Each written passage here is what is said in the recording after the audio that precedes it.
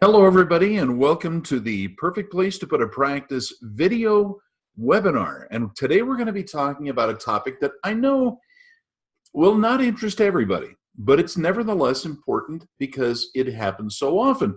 We're going to talk about legacy dental and medical practices. Now, you may wonder, what the heck is a practice that's a legacy practice?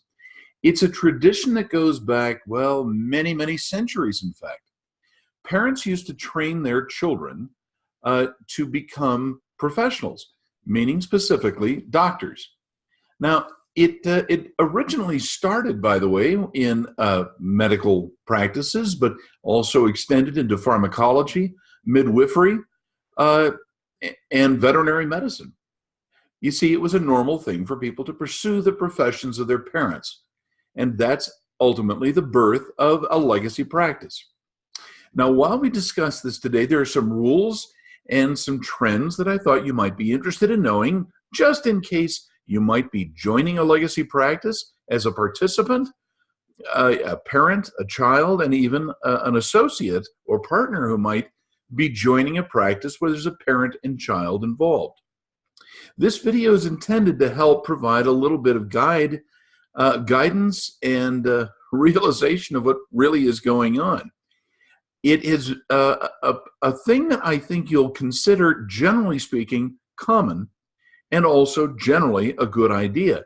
But there are also some things you have to be conscious of. So unfortunately today I don't have my friend and partner Mike Green with me, so I'll just have to launch into this program all by myself. Now let me get back over here and share my screen with you, because I know you're probably having just as much fun watching me fumble with buttons as I am. Now, let's start off here with the thoughts on legacy practice. Generally speaking, we consider the transition going from parent to child. That being said, there are lots of other transitions that are within the family. And often that is where husbands and wives will work together, or siblings will work together. I am probably going to do at some time in the future a special program. If you're interested, please write to me, by the way, about info@drdemographics.com to let me know that you might be interested in this. But today we're going to be talking about the parent-child transitions. Now, there are three things I want you to keep in mind. It is a very long tradition. And unfortunately, there has not been any great research that's been done on it, because typically, legacy practices, parent-child transitions, are moderately small transitions. They're not like a major professional practice with lots and lots of doctors working there that go through it. Often it's on the smaller side. It is, by the way, a rational thing to do. And I'm going to say this in rather a funny way, because my own children often will work with me in here, and I want to just tell you, there are some things that are true. One of those is a kid will at some time work for the practice. They're going to sweep the floors or do a little lab work, or maybe even work in doing the books. They are familiar with it. But they also have the doctor's insights of having seen their parent go through a life as a doctor. They'll see them run off on Saturday and Sunday emergencies. They know what it is to have late nights where mom or dad has to take off. They've seen it, and they often will appreciate it. They will like it. There is also something which Herndon, in his book, The Bell Curve, talks about, and that is a natural tendency of children to want to emulate their parents because of certain sociological, but also psychological and even physiological trends that occur, that they're just predisposed to want to do that kind of work. Go figure. And I also want to point out it's unlikely that this is going to continue at quite the rate it has before, for a couple of reasons. One is there just aren't as many doctors that have kids. The birth rate is going down long term.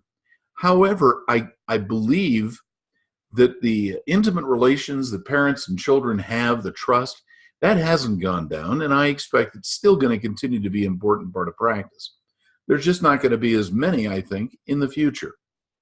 So, legacy practices are, well, different from many other kinds of practices. And let me explain a couple of quick things as to why this might be a good idea. One is the young doctor won't start with as much threat, risk, or debt when they go into practice. If mom or dad will help them get into practice, provide them a job, give them some longer training and help in that transition, that's generally considered a good thing. So they start out with less debt. There is definitely a side to this that's more emotional, because if your kid is going to take over your baby and you're going to depend upon this for your success in retirement, well, we understand there might be a little bit more to it than simply saying, hey, take over. But raising your own future buyer for the practice is not a really bad idea. Ultimately, the practice must reinvent itself and will over time. Even though a parent or even a grandparent started a practice, it doesn't mean that practice is going to stay the same in perpetuity. In fact, it's going to tend to reinvent itself as the younger doctor has different interests and different staff join the practice, or even new associates come along. It is going to change. Now, that's sometimes hard for parents to recognize that this practice is not going to be the same thing as it always was. But that being said, it is also true that there will be some legacy and some name recognition that goes along with it. If, in fact, the practice is carrying on the same image and brand that a parent or grandparent started a long time ago, it just means that you don't have to reintroduce a brand new name or brand to the patient base. And that's generally a good thing. How long are patients with a practice? Well, if the doctor has been with the practice for a long time, it can be far more than 30 years in which a practice will continue on with a same doctor. However, because people tend to move more often than they used to, we can expect there will be more turnover even within a legacy practice. Now, the site that the practice has been in for a long period of time may not continue to be as desirable as it once was. There was a time in which the center of gravity for a town may have been near the city hall or the big post office or by a high school. But, things change. Major employers come and they go. And that may make the location of a legacy practice really wisely have to consider where it is. That being said, all is not lost. But one must be aware that a re-examination of those locations that the practice has been in must be made. How often? Well, really what I recommend is every 10 years, a practice needs to think, is this site still as good as it once was? The new housing development, new employer, old employers, they all shift. People are a moving target. We also have to acknowledge that other players are going to have a different relationship to the practice. And this goes not only for the dental salespeople, but the referral base. The patients themselves may shift and develop over time.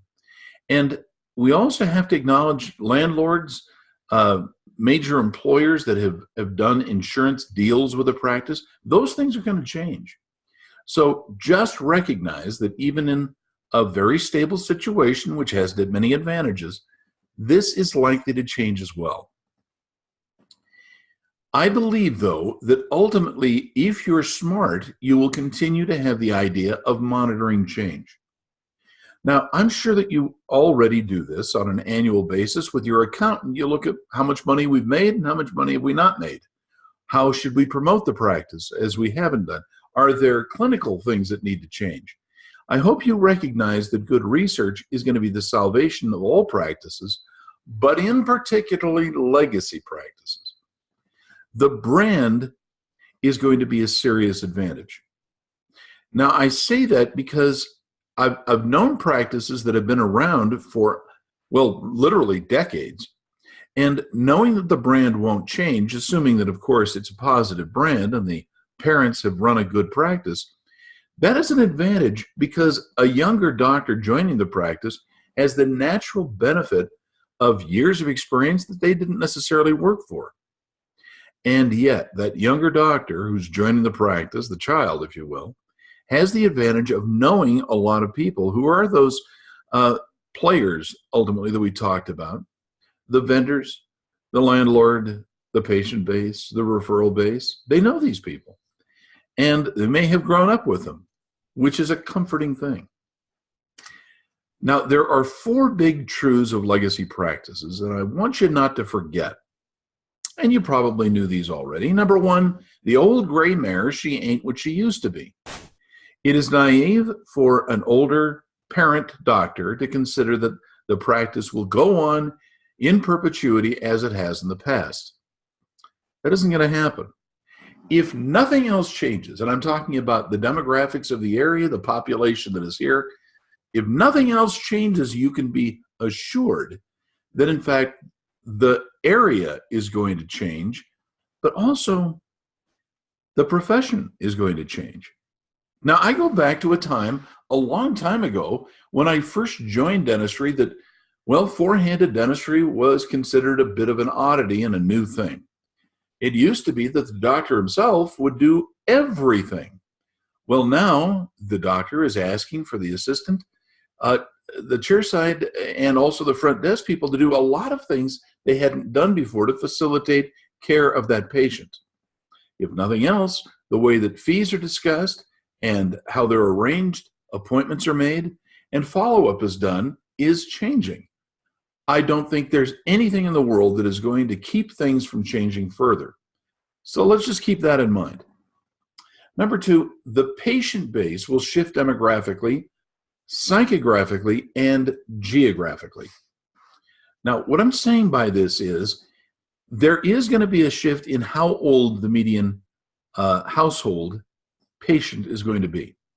As a doctor ages, they typically will have the median age of the practice shift with them.